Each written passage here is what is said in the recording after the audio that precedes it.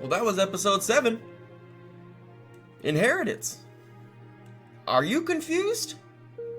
I'm fucking confused. I don't really know what happened in the last 55 minutes of television I just consumed.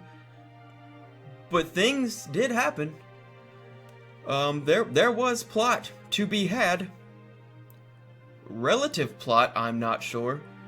We didn't get any chief ass, bear chief ass. I'm a little disappointed, but things happened. If you've seen a video of mine before, you know how it's gonna go. I'm gonna go over the story, and I'm gonna make some fucking comments, try to make some jokes, try to entertain you. But let's dive right on in. Our episode 7, enters Quan Ha. Yeah, this is a Quan episode, by the way. I wouldn't blame you if you skipped the video. Our episode opens with Quan at the dinner table 2 years before her whole family gets schwacked. And she's sitting there talking to a kid.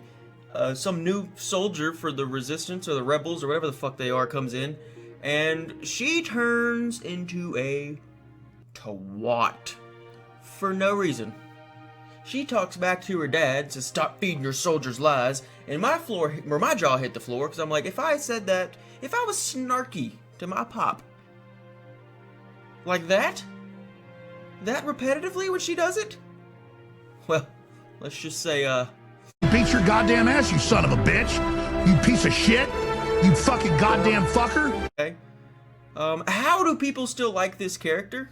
I have no idea. If you're invested in this storyline, in Quan Ha's storyline, good for you. You have more patience and the attention span that I'll never have.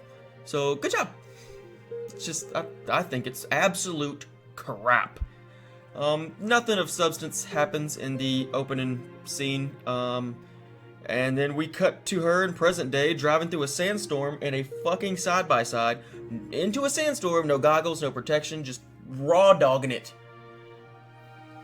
Okay, maybe that's a little nitpicky, but I mean, I feel like your eyes would get freaking destroyed by sand. That's just me.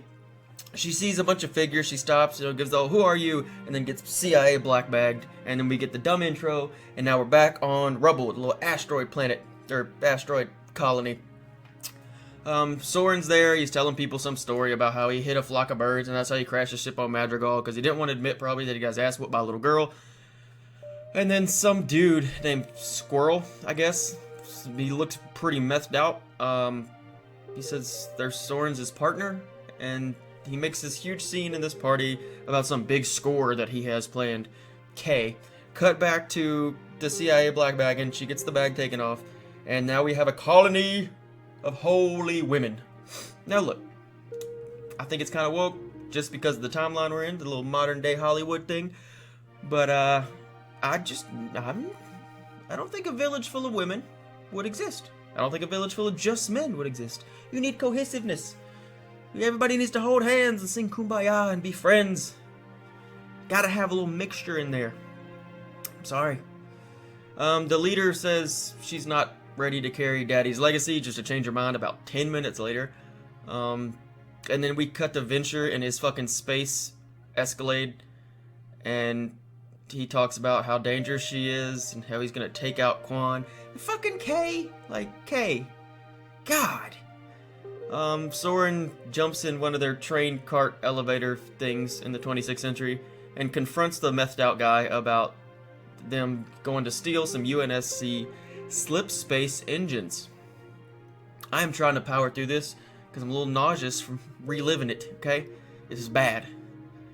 The Holy Tribe of Menstruation's leader, mention basically they kind of mention the mantle of responsibility, and if you play, if you know Halo lore, you'll know what that is. But basically, it's our ancestors passed down the mantle of responsibility to humans, and we are responsible for life in the galaxy, or kind of protecting life in the galaxy. That's my best knowledge of it.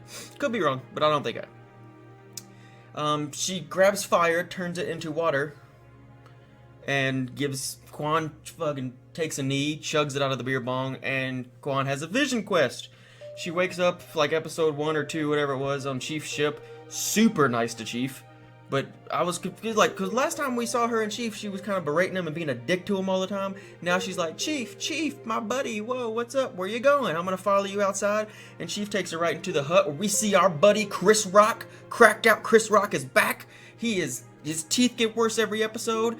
His antics get worse every episode, but this actor is fucking sending it. He is phoning it in. It is awesome.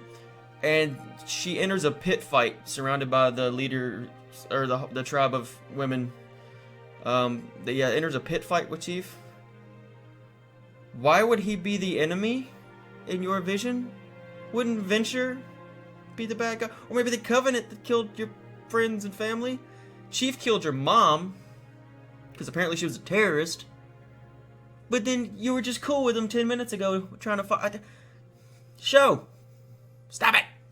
You're confusing me! I can't be the only one. She gets her fucking shit kicked in for 3-4 times until she breaks down and we get the, oh, what do you want from me? Line. And then Chief, helmetless, gives her his hand. She takes his hand, and then boom, we're in the desert in the middle of nowhere. Chief is now no armor. I was like, oh, we're gonna get Chiefy Cheeks! But no, we didn't get Chiefy Cheeks. But he leads her to this portal, or it looks like a well, but it's a portal. And we see what I think everybody noticed was her ancestor talking to a fucking monitor. A monitor, like the ones on the Halo rings. He's talking to a monitor. Monitor sinks down into the portal. We don't know where the portal goes. I think we all actually know where it probably goes to a Halo ring. But Chief walks away, and the ancestor, you know, we get into the show's kind of turning into what I thought it was gonna be. It's the girl who is the key to everything. I didn't think, I had a little hope that they weren't gonna go with this overused fucking trope in Hollywood now. But yes, Chief walks away, and the ancestor comes up to her, takes many forms, and then eventually takes her dad's form, and says, don't worry, Chief will be back, and you'll show him the way. Quan is our girl who is the key to everything. She is going to save the planet, the world. She's going to be responsible for everybody else's success. And more, going on more on that, it's her dad. She says to her dad, like, I'm not a leader like you are. And we get, in typical Hollywood fashion, we get the, no, you're better. You have skills I never had. And then she says she's a protector of fucking what?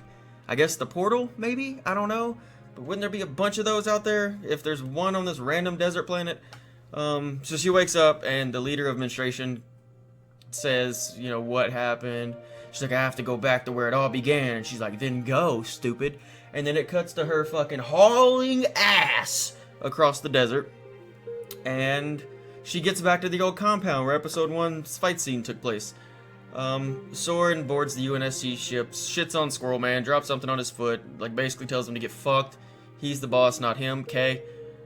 He gets back to his asteroid planet, asteroid house, and talks to his wife, and says, basically he's gotta go help Quan. So, Quan gets to the compound, which looks like a 20-minute drive down the road, but Soren's already there. He sneaks up on her. Fucking, what? Can he teleport? It's his Game of Thrones level fucking teleportation at this point. Yeah, I understand there's slip space and shit, but Jesus Christ! Yeah, and then Venture finds him. They hide in the control room. She says, they're gonna shoot the gas pipes. Shoot the gas pipes, burn them, blow them all up. They're gonna hide in the bunker. Okay. Venture's men attack with we got space Glocks, space AKs. Oh baby, we got space vectors now. We got space vectors. So she takes a escape hatch down to go turn on the main gas line. Soren beats people up. Soren needs to play more fucking video games because all he's got's a revolver and he's not picking up the space vectors to shoot people with, but whatever. He gets popped a few times. And then Quan finds Chief's AR. Shoots the gas pipe, everything blows up, they get in the bunker just in time. It rains, she has a happy, relieved scene, and it rains, and Madrigal is fucking saved, apparently. That's the episode. That was it. Oh my god, was it stupid. My god. Okay, first of all, Soren's character, I got a lot of issues with this dude. I like the actor just fine. But, dude, what is his power level? Because you see him with his shirt off in this episode, and he's got all the augmentation scars, so he should be super strong, super fast, all that shit. But he's not, but then sometimes he is, but then sometimes he's not again. His power scaling is fucking terrible. He's supposed to have all this military training and tactical knowledge, but sometimes shows it, sometimes doesn't show it. He's really, what the fuck is wrong with this character? He's there to be carried around and to protect this chick. This fucking Quan Ha with one of the worst haircuts I've ever seen. He is her guardian, I guess. But this has gone off the rails. I think this might be the worst episode we've seen. Me personally, it was. No Chief, no Cortana, no Halsey, no other Spartans. None of it. We got none of it. And granted, the last episode was in the exact opposite way, where we got no Quan. And I was okay with that. I mean, I think the show overall is shit, but hey man, fuck it. Only 2 more episodes to go, so we're almost done. And shout out to Stephen Ford for making a Hell Jumpers movie. I think that's going to be pretty cool. He said he's going to make a lore accurate Halo movie about the ODST guys. So if you don't know what I'm talking about, go Google it, check it out, Stephen Ford or Hell Jumpers or whatever. But let me know what you think about this show, this episode, or the show in its entirety in the comments right down there. I hope you liked what you heard. If you didn't like what you heard, thank you for hanging out. Like, share, subscribe. Thanks for hanging out. I'll talk to you later.